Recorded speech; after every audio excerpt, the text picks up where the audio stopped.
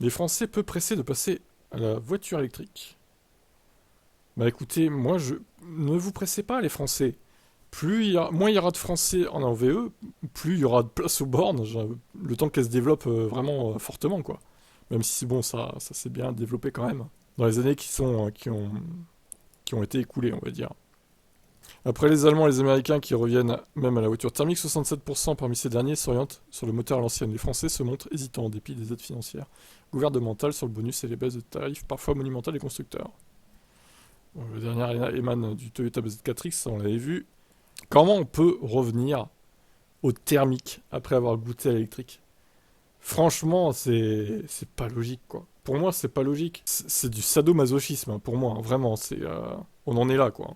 Ils aiment bien se faire du mal, hein, quand même. Les automobilistes restent dubitatifs face à une technologie que beaucoup ne perçoivent pas comme pérenne ou seulement appropriée et qui implique beaucoup trop de contraintes d'usage. Interrogés avant la valse des étiquettes actuelles, les sondés se déclarent prêts à envisager l'achat d'une voiture électrique que pour 9% d'entre eux.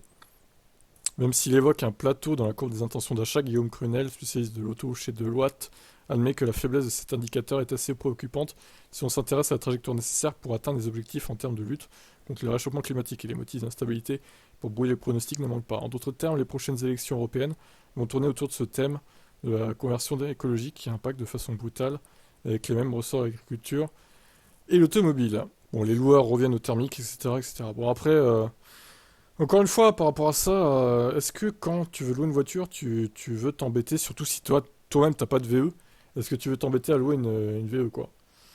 Connaissant pas la technologie, je comprends que les gens ne veuillent pas louer de VE, en fait. Ils se rabattent sur le thermique, je dirais que c'est normal, ils veulent pas se prendre la tête, quoi.